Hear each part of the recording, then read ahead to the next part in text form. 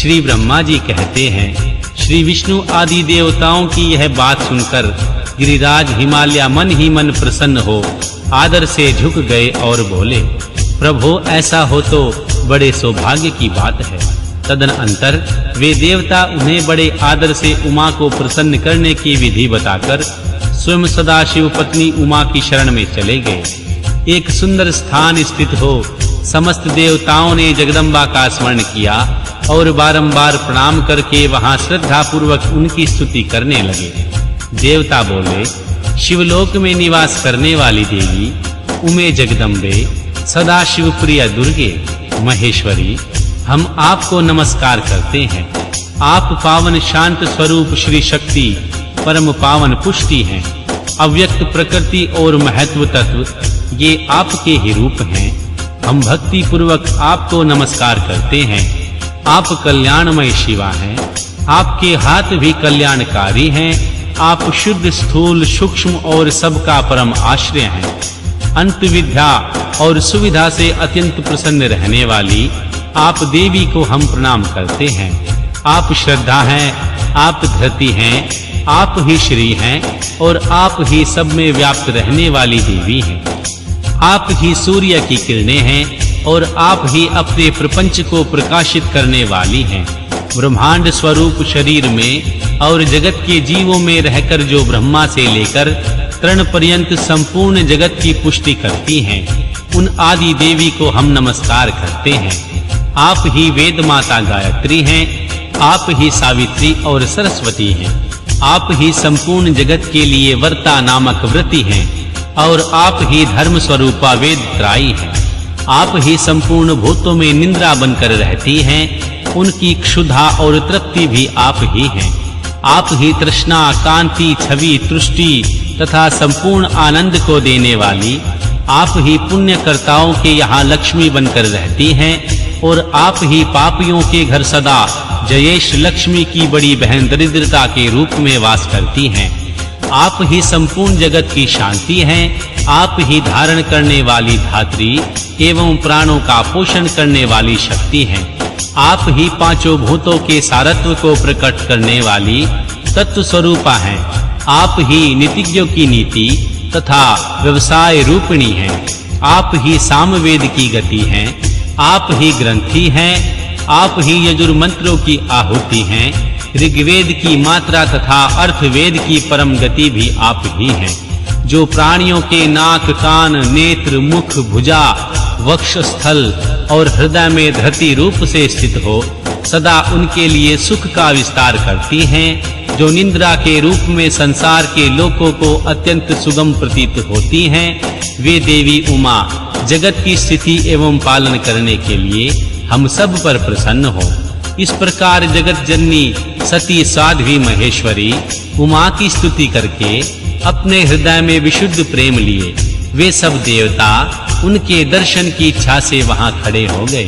अध्याय 3। उमा देवी का दिव्य रूप से देवताओं को दर्शन देना, देवताओं का उनसे अपना अभिप्राय निवेदन करना और देवी सती का अवतार लेने की बात स्वीकार करके देवताओं को आश्वासन देना।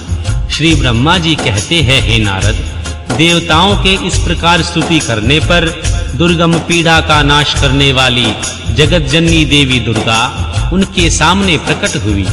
वे परम अद्भुत दिव्य रत्नमय रथ पर बैठी हुई थी। उस श्रेष्ठ रथ में घुंघरू लगे हुए थे और मुलायम बिस्तर बिछे थे। उनके श्री विग्रह का एक एक अंग करोड़ों सूर्यों से भी अधिक प्रकाशमान और रमणीय था। ऐसे अवयवों से वे अत्यंत उद्भासित हो रही थी।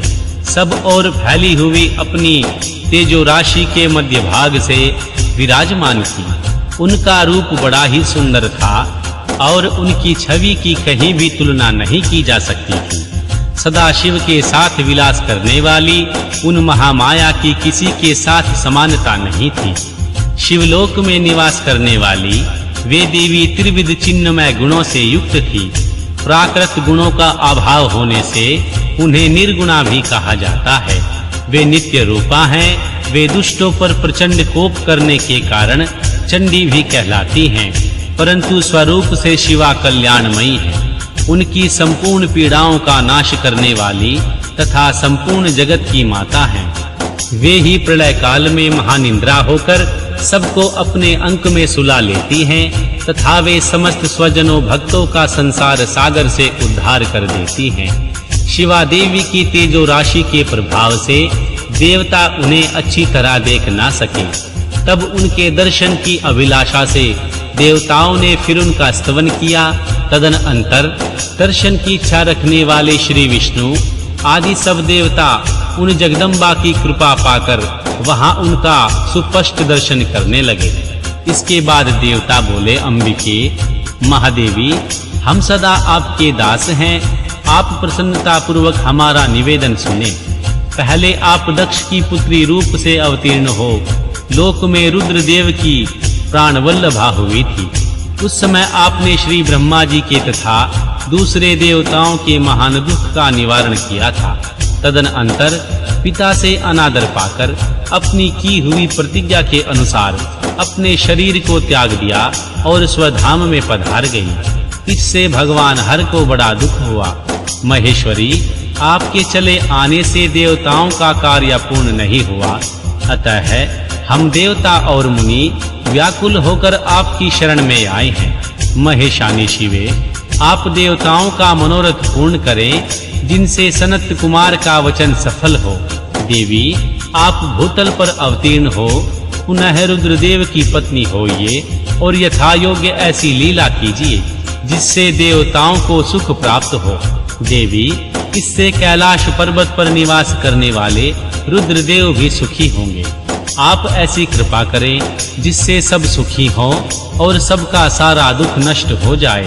श्री ब्रह्मा जी कहते हैं, हे नारद, ऐसा कहकर विष्णु आदि सब देवता प्रेम में मग्न हो गए और भक्ति से विनम्र होकर चुपचाप खड़े रहे। देवताओं की यह स्तुति सुनकर शिवा देवी को बड़ी प्रसन्नता हुई। उनके हेतु का विचार करके अपने प्रभु शिव का स्मरण करती हुई भक्त वत्सला दयामयी उमा देवी उस समय विष्णु आदि देवताओं को संबोधित करके हंसकर बोली। उमा ने कहा, हे हरे, हे विधे और हे देवताओं तथा मुनियों, तुम सब लोग मन से व्यथा को निकाल दो और मेरी बात सुनो। मैं तुम पर प्रसन्न हूँ, इसमें संशय नहीं है। सब लोग अपने अपने स्थान को जाओ और चिरकाल तक सुखी रहो। मैं अवतार ले मैना की पुत्री होकर उन्हें सुख दूंगी और रुद्रदेव की पत्नी होंगी। यह मेरा अत्यंत गुप्त मत है। भगवान शिव की लीला अद्भुत है, वह ज्ञानियों को भी मोह में डालने वाली है। देवताओं उस यज्ञ में जाकर पिता के द्वारा अपने स्वामी का अनादर देख जब मैंने दक्ष जनित शरीर को त्याग दिया, तभी से वे मेरे स्वामी कालाग्नि रुद्रदेव तत्काल दिगंबर हो गए और वे मेरी ही चिंता में डूबे रहते हैं। उनके मन में यह विचार उठा करता है, धर्म को जानने वाली सती मेरा रोष देखकर पिता के यज्ञ में गई और वहां मेरा अनादर देख मुझ में प्रेम होने के कारण उसने अपना शरीर त्याग दिया। यही सोचकर वे बार-बार छोड़ अलौकिक वेश धारण करके योगी हो गए।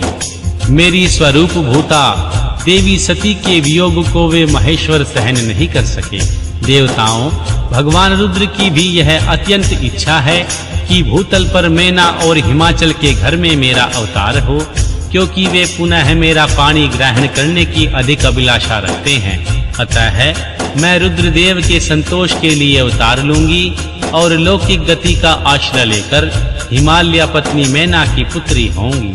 श्री ब्रह्मा जी कहते हैं, हे नारद, माँ जगदम्बा शिवा उस समय समस्त देवताओं के देखते देखते ही अदृश्य हो गई और तुरंत अपने लोक में चली गई। तदनंतर हर्ष से भरे हुए श्री विष्णु आदि समस्त देवता और मुनि उस दिशा को प्रणाम करके अपने अपने धाम को चले गए।